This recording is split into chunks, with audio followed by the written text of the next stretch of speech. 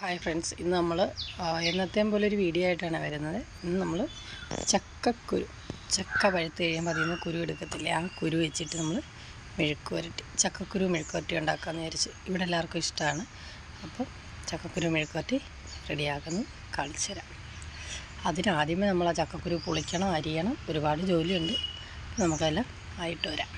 ഇന്ന് നമ്മൾ ചക്കക്കുരു മെഴുക്കുവരട്ടി വയ്ക്കാമെന്ന് ഞാൻ പറഞ്ഞായിരുന്നല്ലോ. അതെ കേട്ടോ, ഇത് ഇന്നലെ ചക്ക തിന്നതിൻ്റെ ബാക്കിയുള്ള കുരുവാണ്. നമ്മുടെ വീട്ടിൽ പ്ലാവൊന്നുമില്ല, നമ്മുടെ അപ്പുറത്തെ വീട്ടിലെ പ്ലാവാണ്. അപ്പം ചക്കക്കുരു ഇത് എടുത്തതിൻ്റെ ബാക്കിയാണ്, നമ്മൾ ഉപയോഗിച്ചതിന് ശേഷമാണ്.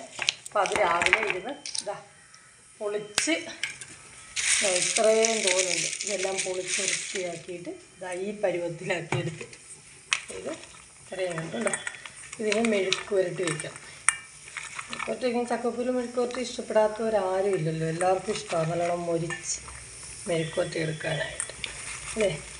അപ്പം നമുക്കിതെല്ലാം ഒന്ന് മെഴുക്കുവരട്ടി വയ്ക്കാനായിട്ട് കഴുകിയൊക്കെ എടുക്കാം. അതിന് ഇത് കടുക് പൊട്ടിച്ച് മുളകൊക്കെ ഇട്ടാണ് മെഴുക്കുവരട്ടി നല്ലോണം മൊരിച്ച്. പിന്നെ അതിന് മുന്നേ എന്ത് ചെയ്യുമെന്നറിയാമോ, ഇത് ചിലത് വേകും ചിലത് വേഗത്തില്ല. അങ്ങനെ എനിക്ക് അരിഞ്ഞപ്പോൾ അതിൻ്റേതായ ഒരു ഇതുണ്ട്. അത് കാരണം ഞങ്ങൾ ഇതൊന്ന് കുക്കറിൽ വേവിക്കും. ഇച്ചിരി മഞ്ഞൾപ്പൊടി ഉപ്പും കൂടി ഇട്ട് ഒരു ചെറിയ വിസിലടിപ്പിച്ചിട്ട് ആണിത് പിന്നെ മൊരിഞ്ഞെടുക്കാനായിട്ട് ചീനിച്ചട്ടിയിലിടുന്നത്. അപ്പം നമുക്ക് ഇത്രയും കുരുൻ്റെ തൊലി ഉണ്ടായിട്ടാണ് ഇത്രയും കിട്ടിയത് കണ്ടോ. ബാക്കി ഇത്രയും അധികം വന്നു. ഇത് ഇച്ചിരി നാളത്തേക്ക് എടുക്കാം. അപ്പോഴത്തേക്ക് ഇതെല്ലാം കൂടെ ആയി.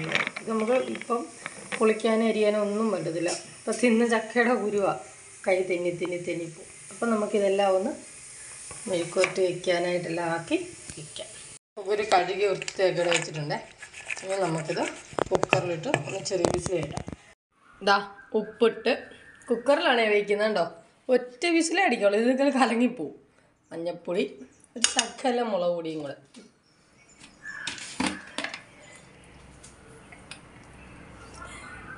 ഇതിനി അടച്ച് വെച്ച് വേവിച്ചിട്ട് വരാം. ഇതേണ്ടേ ചക്കക്കുരു ഉണ്ടോ.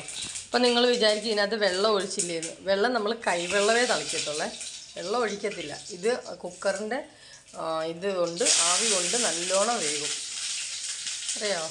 അപ്പോൾ അതുകൊണ്ട് ഒരുപാട് വെള്ളം ഒഴിച്ചടിക്കല്ലേ. ഇത് കണ്ടോ, വെള്ളമൊന്നും അധികം ഇല്ല, ഇച്ചിരി വെള്ളമുണ്ട്. അത് നമ്മൾ ഇത് അടുപ്പയിലിടുമ്പോഴത്തേക്ക് അങ്ങ് മാറിക്കിട്ടും. ഇത് എൻ്റെ ക്യാമറയ്ക്ക് പ്രശ്നം എന്ന് പറഞ്ഞാൽ ആവി ഇതിലോട്ട് അടിക്കുന്നതുകൊണ്ടാണ്. നിങ്ങൾ കണ്ടു നോക്കാം, നല്ല അടിപൊളിയായിട്ട് വെന്ത് കേട്ടോ. ഇനി നമുക്കിത് അടുപ്പ ചക്കക്കുരു വേറൊരു പാത്രത്തിലൂടെ, ഒരു അരിപ്പ പാത്രത്തിലൂടെ നമ്മളത് ഊറ്റിയെടുത്തേ. അപ്പം ഇച്ചിരി വെള്ളമുള്ളത് അങ്ങ് പോയി കിട്ടട്ടെന്ന് വിചാരിച്ചാൽ. ഇത് എല്ലാവർക്കും അറിയാവുന്ന കാര്യമാണ്, കാരണം പണ്ടൊക്കെ പ്രായമുള്ളവരുടെ വീട്ടിൽ ഇഷ്ടം പോലെ, ഇപ്പോഴത്തെ പിള്ളേരല്ല, പണ്ടുള്ള ആൾക്കാർ ചക്കക്കുരുവൊക്കെ കിട്ടിയാൽ ഇറച്ചിക്കറി വയ്ക്കാനും മെഴുക്കുവരട്ടി വയ്ക്കാനും ഒക്കെ എടുക്കുന്നതാണ്. അത് കാരണം നല്ല ടേസ്റ്റുള്ള സംഭവമാണ്. നല്ല വൃത്തിയായിട്ടൊന്ന് ഉണ്ടാക്കി നോക്കി, അത് മാത്രം മതി ചോറ് ഇടുന്നത്. ഇതെല്ലാം മൊരിഞ്ഞ് അടിപൊളിയായിട്ട് വരുന്നത് നമുക്ക് നോക്കാം. അപ്പോൾ നമുക്കിത് വെക്കാനായിട്ട് മാറാം. ചക്കക്കുരുവിന് നമ്മൾ അത് ഇൻഡാലിയത്തിൻ്റെ ചീനിച്ചട്ടിയാണ്. ഇതാകുമ്പോൾ നമ്മൾ ഉണ്ടാക്കുന്ന സാധനം ഒന്നും അടുക്കി പിടിക്കത്തില്ല. അലൂമിനിയത്തിൻ്റെ ചീനിച്ചട്ടിയൊക്കെ ആകുമ്പോൾ അടുക്കി പിടിക്കും, കരിയും, പിന്നെ ചക്കക്കുരു മെഴുക്കുവരട്ടി കൊള്ളാതാവും. ഇതാകുമ്പോൾ ചട്ടി വെച്ച് വെളിച്ചെണ്ണ ഒഴിച്ചിട്ടുണ്ട്. ഇനി നമുക്ക് കടുക് പൊട്ടിക്കണം, എന്നിട്ട് ചക്കക്കുരു ഇടാം. വേപ്പില ഇട്ടിട്ടുണ്ട്, കടുകിൻ്റെ അടിയിലുണ്ട്, കാണാൻ പറ്റാത്തതാണ്. അത് ഇട്ട് വന്ന് ഞാൻ ഒറ്റയ്ക്ക് ഉള്ള കാരണം. പിന്നെ ഇച്ചിരി മുളക് പൊടിയും കൂടെ, ഒരു 1-1.5 സ്പൂൺ മുളക് പൊടി. അതെന്തിനാണെന്നറിയാമോ, നമ്മൾ ഇതിനകത്തിട്ട് വേണം അങ്ങനെ യോജിപ്പിച്ചിട്ട് ആ മുളക് പൊടിയും ചക്കക്കുരുവിടെ കിടന്ന് വേണം ഇത് മൂത്ത് വരുമ്പോഴേ അതിൻ്റെ സ്വാദുള്ളൂ. അങ്ങനെ മൂത്ത് ചെയ്ത് ഒരുപാട് മൂക്കണം, മൂത്ത് വരുമ്പോഴാണ് അതിൻ്റെ സ്വാദ്. ക്യാമറ പിടിച്ചു തരാൻ ആളില്ലായിരുന്നു, പിന്നെ ഇല കിട്ടിയപ്പോൾ ഒരാൾ പിടിച്ചു തരുവാണ്.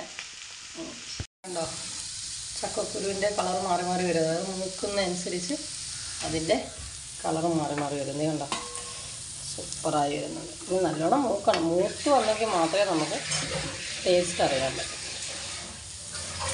അതിന് എളുപ്പത്തിനാണ് നമ്മൾ കുക്കറിൽ ഒരു വിസിൽ അടിക്കുന്നത്. അതാകുമ്പോൾ ഗ്യാസ് ലാഭമുണ്ട്, നമ്മുടെ ജോലി ലാഭമുണ്ട്.